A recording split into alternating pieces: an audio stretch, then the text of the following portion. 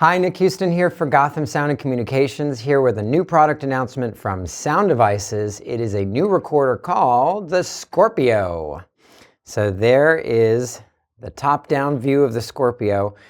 We don't have one in-house. They've just been released. We're going to do a quick walkthrough of some of the main features to tell you about it, and then we'll tell you more as we know more. But main features, we've got the 16-channel mic preamps. That also means 16 channels mic or line in. There's 32 channels, 32 record channels, 12 available buses, and 36 record tracks available. There's 32 channels of Dante in and out, 2 AES3 and AES4-2 inputs, 12 analog outputs, a 256 gigabyte internal SSD drive, and 2 SD card slots, so you can record to 3 different medias at a time. If we take a look at the left panel view of the Scorpio, we see our 16 analog inputs. We've got 6 full-size XLR inputs, 2 on a TA3, and then the remainder are all on TA5 stereo inputs. The other thing you'll see here is you'll see a couple of interesting things for the comms. So it's got a headset port, so you can have headphones and a microphone going straight in. X9 and X10 are coming out on this side, and there's your comm return. The other thing to know is that they've got completely new microphone preamps for the Scorpio that feature analog limiters. So Sound Devices is saying this is their best sounding preamp yet. We will see as soon as we get our ears on it.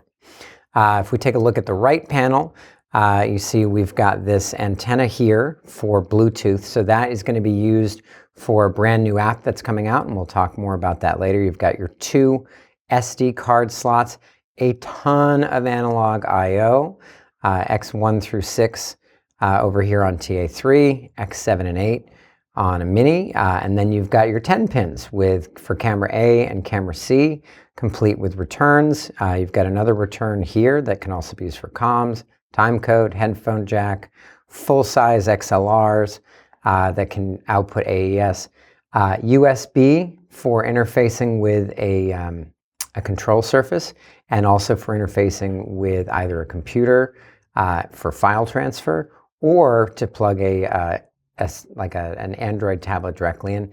And one interesting thing is that now, instead of Hirose, Sound Devices has switched this device over to using a TA4 connector. So you will need new power input connectors for this.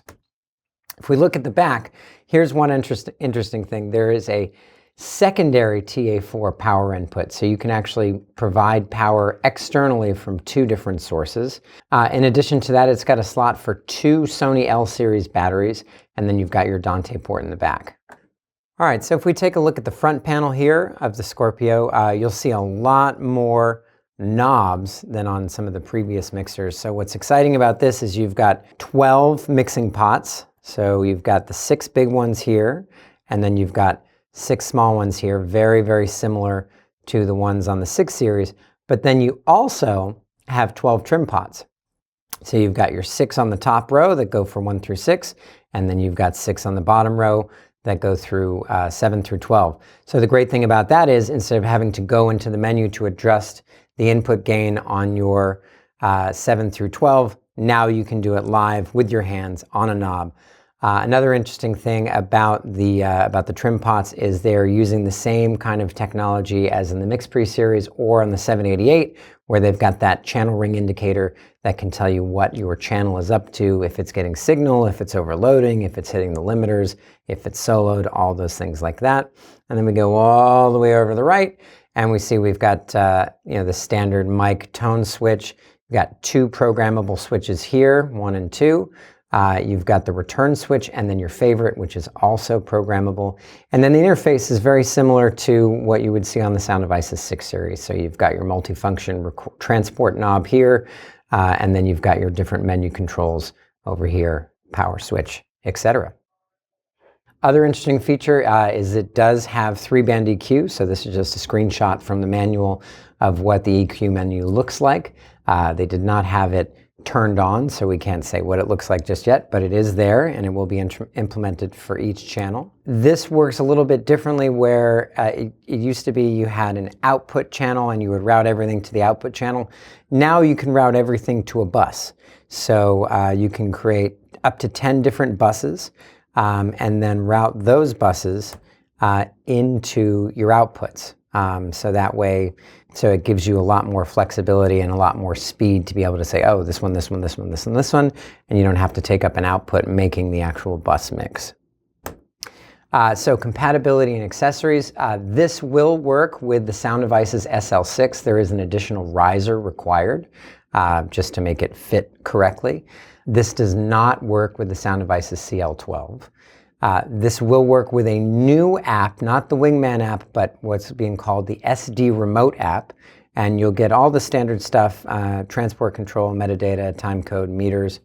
The initial release is only planned for Android, but iOS will be supported in the future.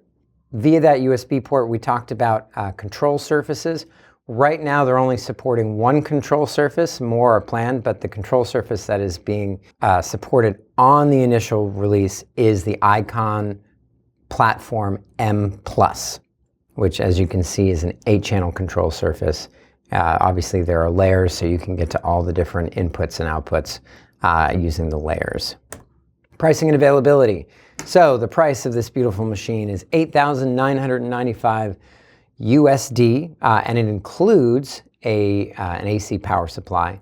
The first shipment is expected in the second quarter of 2019. So anytime between now and the end of June, we hope to get more information as the date becomes closer.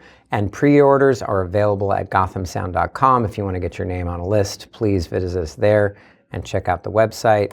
The other thing is that we will be doing live demos of this product and other products at NAB this year, which is coming up next week. So on April 8th at 1 p.m. Eastern, 10 a.m. Pacific, check out our Facebook page for updates.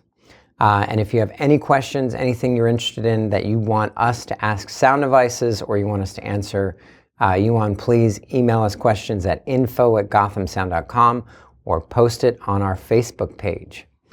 And that is the first look at the Scorpio, the new 36-track recorder from Sound Devices.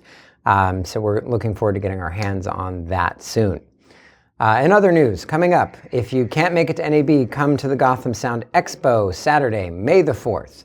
And May the 4th be with you. We'll have a lot of people there, including Sound Devices with the Scorpio. You can watch this video and others in our archives at gothamsound.tv. You can follow us on Facebook, Twitter, and Instagram. And if you have any ideas or questions, again, please email us at info@gothamsound.com. Thanks so much for watching.